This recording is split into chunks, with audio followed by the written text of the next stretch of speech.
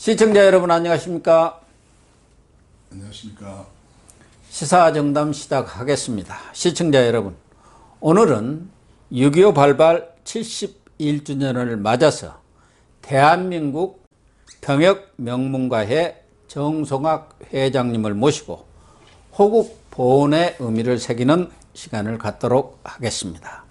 정 회장님, 네. 이렇게 또 바쁜 시간에 나와주셔서 감사합니다. 초대해서 감사합니다. 지금 이 병역명문가회는 2011년부터 네, 제가 사단법인 대한민국 병역명문가회는 2011년에 만들었고요. 네. 병역명문가 제도는 2004년부터 국방부 병무청에서 직접 이 제도를 예. 만들어서 시행을 하고 있습니다. 그러면은 병역명문가가 되려면 어떤 조건이 필요합니까? 뭐 상당히 까다로운 조건이 있다고 심사는 또 어디서 하는지 말씀드리겠습니다. 이 병역명문가로 선임이 되려면은 네. 대개 3대입니다. 아버지, 아들, 손주가 전체 다 현역 병역을 이행을 하고 필요한 사람들이 필요한 사람들이 예. 이행자 한해서 병무청에 신청을 하면은 병무청에서 엄격한 심사를 통해서 병역명문가로 선정이 되고 있습니다. 그러니까 병역을 필요했다는 것은 병역도 여러 찔이란 말이에요. 그러죠. 저희들처럼 아주 그냥 만기로 다 제대한 사람도 있고 의과사 제대한 사람도 있고 뭐 여러 개가 있는데 원칙적으로는 만기 제대한 사람들을 그렇죠. 얘기하는 그러니까 것이죠. 전체가 현역으로 입대해서 만기 제대한 그런 가문에 한해서 병역명문가로 선정이 됩니다. 참 어렵겠네요. 그러니까 저 같으면은 우리 아버지 대, 예. 그러니까 아버지뿐만 아니라 아버지 형제님들도 마찬가지죠. 아닙니다. 아버님이 병역명문가로 선임되려면 아버지의 자제분들, 형제들 모두하고 손자까지 모두가 다 돼야 돼요. 그러니까요. 예. 야, 그게 쉽지가 않네요. 그 중에 한 사람만 빠져도 안 되는 거죠. 그렇죠. 예를 들어서 의과사 제대를 한다든가 또는 뭐 방이라든가 방위, 그것도 아니잖아요. 소집해제 되는 경우는 안 됩니다. 아, 그렇군요. 근데 지금 가장 요즘 병역명문가로 뜨신 분이 예. 최재형 감사원장입니다. 모든 언론에서 병역명문가다. 특히 부친 되시는 예. 최영석 예, 예. 예비역 해군 대령 아닙니까? 예, 맞습니다. 그분이 또 6.25 때 많은 전공을 세웠다고 해가지고 병역명문가로 화제를 지금 낳고 있는데요. 구체적으로 그 병역명문가는 맞습니까?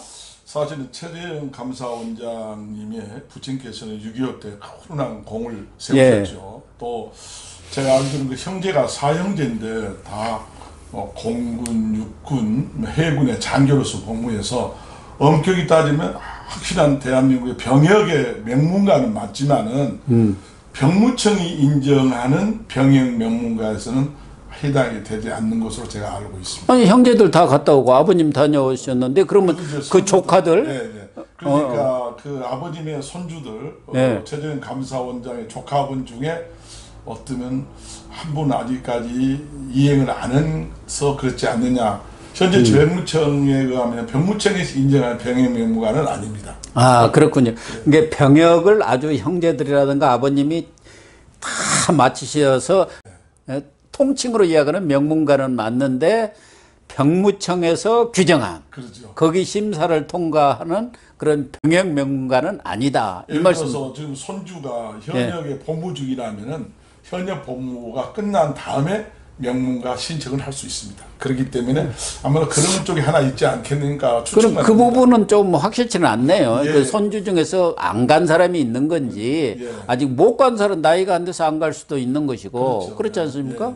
또 현재 복무 중인 사람도 있을 그렇죠. 것이고. 병무가 끝난 다음에 이제 병역명문가 신청을 하면은 병무청에서 엄격한 심사를 거쳐서 병역명문가로 선정이 됩니다. 그러면 병역명문가로 선정이 되면은 병역명문가 회에 회원이 자격이 자동으로 주어집니까? 그렇습니다. 병역명문가로 선정이 된 회원에 한해서 사단법인 대한민국 병역명문가의 회원으로 신청하면은 그 병역명문가증이 있기 때문에 저희는 회원으로 받아줍니다.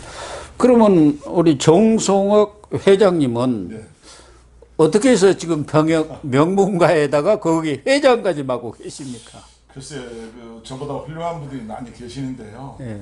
저는 이제 병역명문가 중앙회장으로 이 임원들이 선임해 준 것은 유일하게 우리나라에서 한 할아버지 밑에 두 아들이 각각 병역명문가로 선정된 가문은 저희 가문만 있습니다. 그러니까 아버님 형제가 두 분이구만요. 예. 아버님하고 그렇죠. 아버님하고 숙부님이 계신데 아버님도 저희 손주까지 다 병역명문가 선정됐고 우리 숙부님도 손주까지 해서 두 가문이 병역명문가 그러시군요. 아이고요, 그거 참 정말 어려운데요. 예. 저희 부친께서는 사실은 일제 때 징병을 갔다 오셨는데요. 6.25가 발발하자 다시 군대에 복귀하셔서 국민방위군 네. 한평 영광 지역의 총 하나 책임자로 계셨습니다. 지금 따져보면은 지금으로 비교한다면 대대장급 정도예요. 예, 그러셨겠네요. 대대장 역할. 근데 과거에 뭐 잘 아시겠지만 언론에도 논란이 많았었고 고건 전 총리나 황교안 전 총리 이런 분들이 병역 가지고 많이 오르내렸어요. 입방아에. 그래서 참 우리 지도층에 계신 분들이 병역을 잘 마쳤으면 좋았을 뻔했는데 뭐 다 나름대로 사정은 있다고 합니다만은 혹시 우리 명망가라 그럴까 좀 지도층에 있는 분 중에 우리가 알만한 분으로 우리 국민들이 병역 명문가가 소개할 만한 분들이 좀 있습니까? 사실은 우리가 금년도 6월 15일까지 대한민국 병역 명문가로 선정된 가문은요 7,631 가문입니다. 아, 7,631. 그다음에 이제 가문에 회원이 있기 때문에 예. 자제들이 있기 때문에 약 38,665명이 지금 회원으로 되어 있습니다. 예. 그러나 다 그런 분들 모두가 선정되기 때문에 저는 자랑스럽고 명예로운 저명 인사라고 생각되지만 우리가 흔히들 언론에 나오신 분 중에서는 사실은 헌법재판소장이신 유남석 소장님. 아, 그렇습니까? 예, 예. 그다음에 강원도 최문순 도지사님이 그렇군요. 명문가시. 예. 그래서 그에 제가 또 다른 분도 꽤 많이 계시겠지만은 이 언론에 나오신 분 중에는 두 분을 제가 말씀드립니다. 그렇게 보면은 결국은 우리 보통 백성들이 가서 열심히 병역 마치고 나라 안보를 지키는 거예요. 그러니까 우리가 말하는 유명 인사라는 것은 손꼽을 정도밖에 안 된다. 그 말씀 아닙니까? 사실은 그 병역 명문가는 아니지만은 또 이 병역을 뭐 기피라든가 회피해가지고 또 사회적으로 아주 그 불명예스러운 사람도 꽤 많지 않습니까? 그러니까, 그런 의미에서는 저는 좀 떳떳하고 자랑스럽게 생각을 하고 있습니다. 혹시 뭐 이렇게 병역 명문가가 되면은 무슨 복지라든가 혜택이 좀 있습니까? 뭐 그냥 명예입니까? 사실은 그 명예가 사실은 중요한 거죠. 그렇죠. 신선한 국방무를 성실히 수행해서 제가 자랑스러운 병역 명문 가문이라는 예. 자긍심과 오히려 긍정심이 더 오히려 자랑스럽고요. 그렇죠. 그러나 굳이 이제 어떤 혜택이 있다면은 우선 엄격한 심사를 거쳐서 병역 명문가로 선임되면요. 병역 명문가라는 인증서를 병무청이 줍니다. 아, 그렇군요. 인증서하고 인증패. 다음에 이제 거기 이제 회원은 또 우리가 주민등록증을 주듯이 병역 명문가 증을 줍니다. 그래서 그 증을 가지고 있는 것 자체가 자랑스럽죠. 그리고 이제 혜택이라고 하면은 우선 군부대 시설을 이용할 수 있다. 뭐 예를 들어서 군의 체력 단련장이라든가 영예 PX. 예. 또는 이제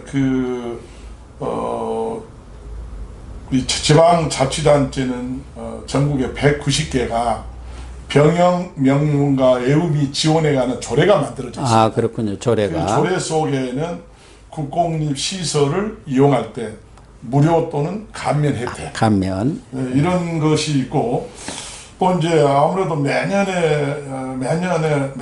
6월 달에 보훈달을 맞이해서 병역 명문가 중에서 아주 우수한 가문 예. 20분을 선정해서 대통령 표창, 국무총리 표창, 또 국방부 장관, 병무청장 표창을 줌으로써 오히려 여러 가지 모범적인 사례를 우리가 언론에 홍보도 하고 또 자랑스럽게 생각을 하고 있습니다. 사실 평양 명문가가 된다는 것은 그거 가지고 무슨 혜택 보려고 그러신 분들은 단 한 사람도 없지 않겠습니까? 사실은 국방의 그 신성한 업무를 다 마치는 걸 그게 가장 자랑스러운 거죠. 평양 명문가 얘기는 그런 정도로 마무리를 하고요.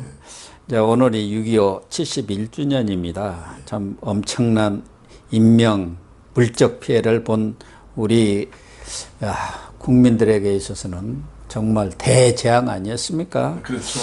특히 명문가 회장님 입장에서도 좀 소외가 남다를 것 같은데 좀 한 말씀 해주시죠. 그래서 저희 이제 6.25 전쟁이라면 우리 아마 가장 국난이 큰 전쟁이라고 볼 수 있죠. 그렇죠.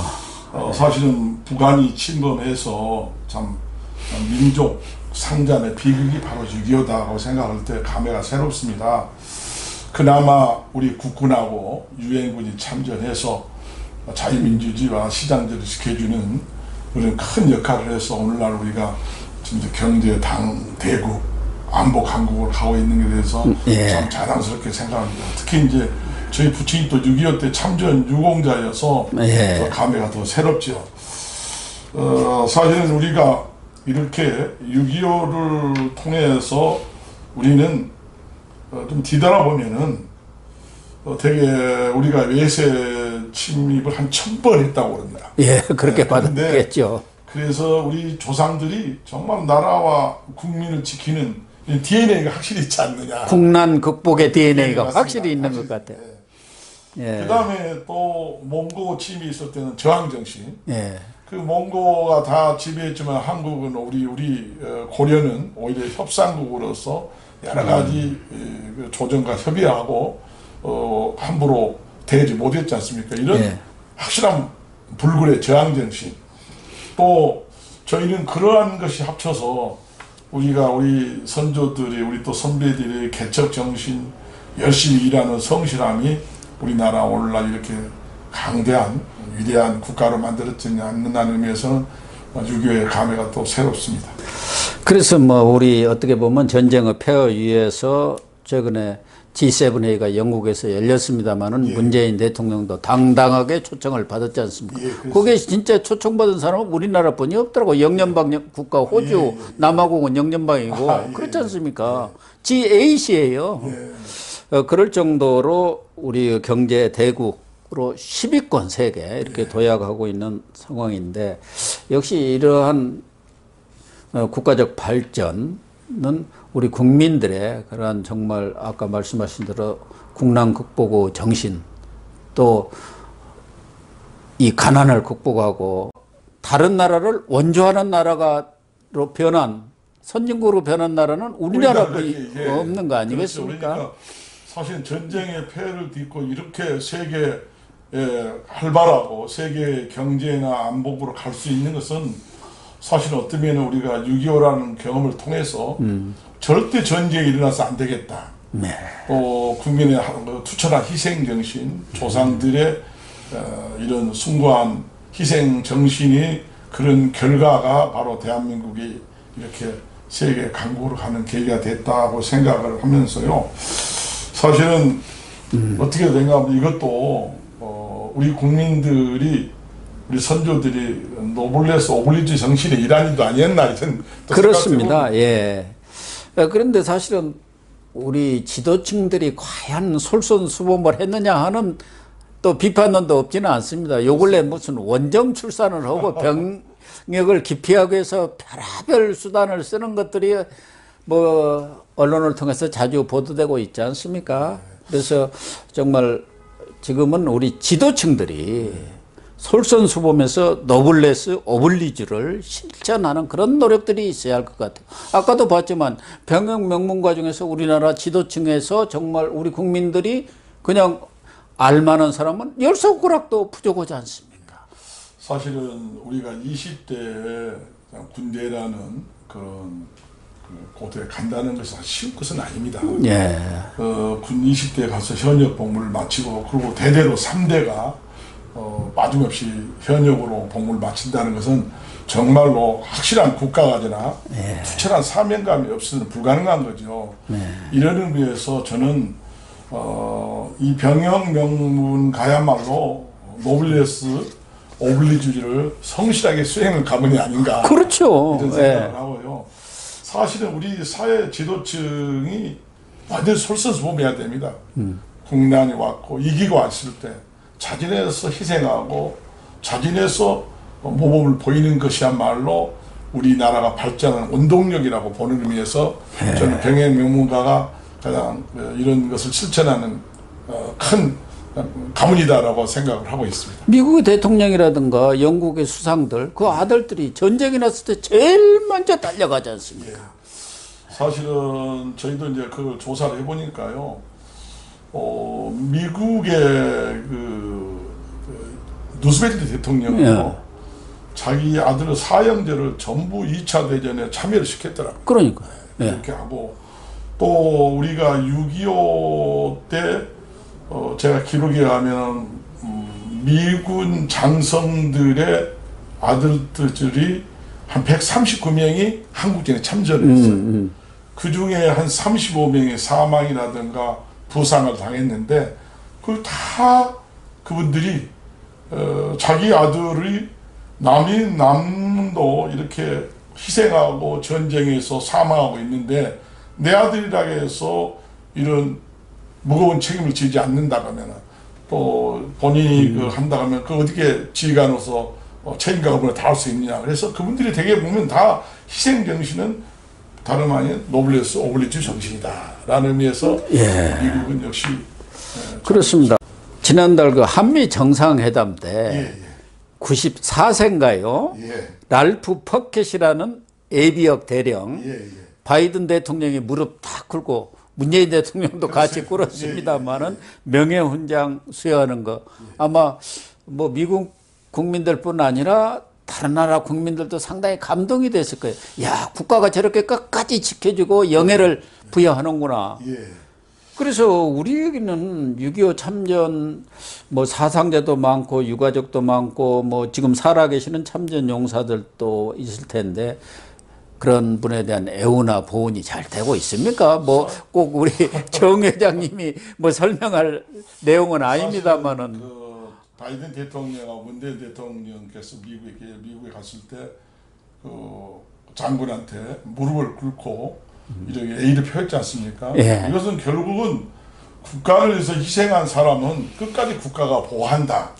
이런 확실한 목표를 국민들한테 알려주는 명예스러운 것을 지킨다는 알려주는 것도 중요한 하나의 일이라고 생각했죠. 대통령께서 그렇게 하신 거고 저도 그렇게 생각합니다. 미국이란 나라는 이런 말이 있습니다. 미국은 영웅을 만들고 영국이 미국을 지킨다. 그러니까 6.25 참전 한국의 영웅이 결국은 미국이라는 나라를 지킨 거죠. 미국을 지키는 것이 바로 미국을 세계 1등 국가로 만드는 거죠. 이런 의미에서 아마 모범적인 사례를 보여주지 않느냐 이런 것도 생각이 됩니다.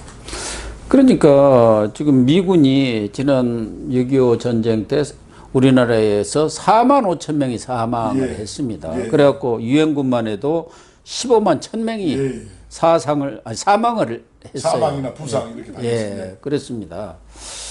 그래서 뭐 좀 최근에도 천안함 그 장병 가족들이 시위도 하고 또 월남전 참전 용사들은 지금 이제 많이 복지라든가 보훈의 그런 혜택을 받고 있는 것 같은데 미국의 경우는 그 숨진 유해 함구를 발굴하기 위해서 북한하고도 협상하고 뭐 어디하고도 협상해서 마지막까지 그 유해 발굴해가지고 자기 나라로 가지고 가고 그렇게 돌아온다고 하면 대통령이 공항으로 달려오지 않습니까? 그렇게 애우를 해줘야 해요.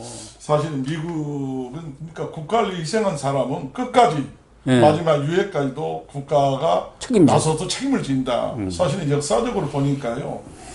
그 몽골군이 세계를 지배했잖아.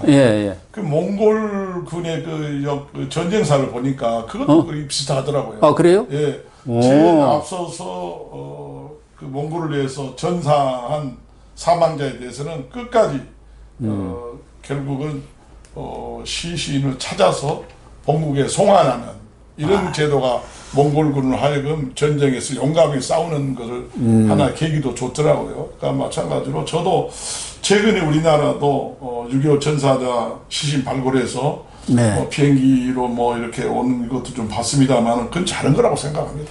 이게 우리가 가정에서도 조상들에 대해서 묘를 잘 정돈하고 또 성묘도 하고 그러잖아요. 예, 예. 그런데 국가를 위해서 희생한 분들, 우리의 오늘의 평화, 우리의 부귀를 누릴 수 있도록 도와준 희생한 분들에 대한 보다는 그분들에서는 더 한층 우리가 보호하고 그분들의 헌신 정신을 기리는 것이야말로 진정 애국을 하는 길이라고 이렇게 만들어야죠. 예, 그래서 예. 나는 잘한 거라고 생각합니다. 그렇습니다.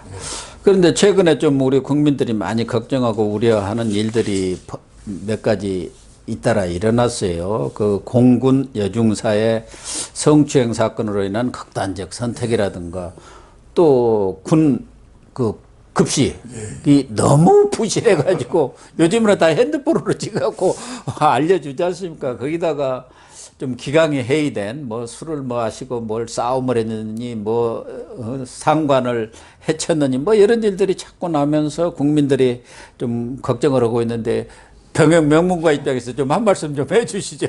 아니 근데 제가 그건 전혀 이해를 못했습니다. 아니 우리가 경제 대국이고 오히려 원조하는 나라인데 국가를 위해서 헌신하는 우리 국군 장병들에게 급식 부실하다 좀 이해가 안 됐어요. 특히 제 군대 시절에도 먹는 것만은 잘 먹여야 된다. 그래요? 이런 정신이 지휘관들이 많이 있었는데 그건 어떻게 좀 잘못된 일탈 행위라고 볼 수 있지만은 저희는 일선 지휘관들이 자기 자신을 사랑하는 그런 정신 이상으로 부하 장병들을 더 책임지고 더 일일이 체크하면서 자기 역할을 다하는 것이야말로 바로 이것도 봉사 정신이다라고 생각이 되고요. 일선 군부대에서 이게 성에 관련되는 범죄가 발생했다는 것은 부끄러운 일입니다. 지금은 여군들이 엄청나게 늘어나고 있지 않습니까? 그거야 여러 가지 성에 대한 여러 가지 규범도 있고 교육도 있겠죠. 이거는 늘 우리가 교육과 규정에 대한 실천을 하고 있는 체크 기능도 중요하거든요. 그래서 그렇습니다. 그런 의미에서 앞으로 좀 이번을 계기로 삼아서 더 잘해줬으면 하는 바람입니다. 그렇습니다. 결국은 지금 우리가 이렇게 경제 대국으로 성장한 것도 전쟁이 없어서 그렇습니다. 그래서 한반도의 평화라는 것은 우리 한민족의 절대적인 그런 숙명이고 과제이거든요. 그런데 문재인 정부 들어서 4.27 판문점 정상회담도 있었고 9.19 또 평양 정상회담 그다음에 트럼프 대통령과 김정은 국무위원장 간의 싱가포르 하노이 북미 정상회담 등 대화를 위한 말하자면 협상은 물꼬를 트기 위한 많은 노력이 있었습니다만은 아직도 평화하기는 좀 먼 것 같아요. 다행인 것은 바이든 대통령이 이렇게 취임하면서 미국과 북한 간의 대화 노력이 지금 활발하게 물밑에서 전개되고 있고 또 지난 21일이죠. 한미일 대북 협상 수석 대표들이 서울에 모여서 또 머리를 맞대고 북한과 대화 방안들을 논의를 했는데 좀 잘 이루어졌으면 기대와 희망이 저뿐만 아니라 우리 정 회장님, 우리 국민들도 갖고 있을 것 같아요. 사실은 우리가 지금 평화가 그런 대로 저희 한 60년 이상을 진행하고 있기 때문에 사실 우리가 한 1000여 번의 그 외세 침입을 받았습니다. 특히 우리가 지정학적으로 해양 세력과 대륙 세력이 부딪힐 때는 꼭 그 피해를 우리가 받지 않습니까? 그러다 한 60년 이상을 평화가 지금 진행하다 보니까 우리가 안보에 대한 이해하기 쉽습니다. 그러나 안보나 또 확실한 우리 힘의 균형이 맞춰지지 않을 때는 꼭 전쟁이 일어날 수가 있다. 전쟁이 일어나면 우리 모두의 생명과 재산이 파괴되기 때문에 폐허가 되는 늘 거예요. 예. 우리가 인식을 하면서 평화를 유지를 해야 되는데요. 특히 이제 저희는 뭐 지금 남북 간에 또 북미 간의 대화도 이루어지고 협상과 협의를 진행하고 있어서 이거를 좀 보다 더 긍정적으로 화해와 평화 무드를 조성해서 우리가 평화 통일로 가는 이런 방향을 설정해 놓고 하나하나 우리가 단계별로 진행해 가야 된다고 생각이 됩니다. 또 최근에 이제 미국에서 바이든 대통령도 대외적인 외교 정책이 또 발표됐고 또 미국의 북한에서도 나름대로 대외 정책도 일부 최근에 발표된 걸로 알고 있습니다. 예, 그렇습니다. 잘 조화롭게 진행하면서 우리나라의 지도자들도 정말로 평화를 위한 우리의 노력도 필요하겠고 또 우리 주변에는 4대 강국이 있지 않습니까? 예. 이 4대 강국과 긴밀한 협조 그 다음에 이런 걸 통해서 잘 해결해 간다면은 언젠가는 평화 통일이 오지 않겠는가 기대를 해봅니다. 마지막으로 춘추 전국시대 전나라 아주 명장 삼화양저의 유명한 말이 있습니다. 뭐 군에 계신 분들은 잘 아는 말이지만 천하수환 망전필이라. 천하가 비록 평안하다 하더라도 망전, 전쟁을 잊어버리면은 반드시 필위, 위험이 온다. 그러니까 이 튼튼한 안보, 유비무환의 자세 이게 필요하다는 것인데요. 마지막으로 우리 한 말씀 좀 마무리를 해주시죠. 예, 저도 그렇게 생각합니다. 우리가 늘 우리가 안보를 걱정하고 예. 그런가 동시에 평화를 위한 여러 가지 방안을 연구해야 되겠죠. 그러나 전쟁을 잊어서는 안 된다. 특히 우리가 6.25 전쟁으로 인해서 우리의 생명, 재산, 폐해가 되어가지고 우리가 이렇게 발전해 오는데 또 시간이 걸렸지 않습니까? 그래서 다시는 전쟁이 재발하지 않도록 우리 국민 모두가 책임과 의무를 다하고 특히 국방 의무를 제대로 하는 것, 오히려 실천하는 것이야말로 그게 진정으로 우리의 평화를 강구하고 요구하는 거나 마찬가지거든요. 이런 생각하고요. 지금도 그럽니다. 저희가 사실은 우리가 50년대 6.25가 터지고 53년도에 10월 1일 날 한미 방위 상호 조약을 맺었지 않습니까? 그걸 근간으로 해서 지금 한미 동맹이 지금까지 유지하고 있단 말입니다. 이거는 군사나 경제, 문화적으로 끈끈하게 더 강화시켜서 특히 우리 주변 4대 국가의 외교, 평화 외교를 통해서 우리의 안보를 제대로 지키는 것이 바로 우리가 앞으로 발전하고 후손들에도 떳떳한 선조로서 한 역할 아니겠느냐 이런 생각이 듭니다. 예, 아주 적절한 지적을 해 주셨습니다. 조금 흔들리는 듯한 이런 한미 동맹을 더욱 굳건히 하고 우리가 흔히 이야기하는 대로 유비무환의 자세를 가져야만이 튼튼한 안보가 이루어진다. 그렇습니다. 이렇게 한미 동맹 강화와 아울러서 일본하고 외교 관계도 빨리 잘 해결해서 주변 4대 강국과도 원활한 서로 교류, 무역, 뭐 협상 이런 안보 협력 이런 것들도 아주 중요하죠. 어쨌든 6.25 이렇게 71주년을 맞아서 특별히 병역 명문과 회장이신 정송학 회장님을 이렇게 모셔서 얘기를 나눴습니다. 좀 의미 있는 이런 대담이 아니었나 그런 생각이 듭니다. 꼭 뭐 시사적인 것은 아니지만 또 여러 가지 좋은 말씀들을 많이 해주신 것 같습니다. 오늘 나와주셔서 감사합니다. 아닙니다. 이렇게 불러주셔서 감사하고요. 오히려 대한민국 병역 명문가에 대한 소개하는 시간도 주신 것 같아서 특히 감사합니다. 네, 시청자 여러분 오늘 방송 모두 마치겠습니다. 시청해 주셔서 감사합니다. 네, 감사합니다.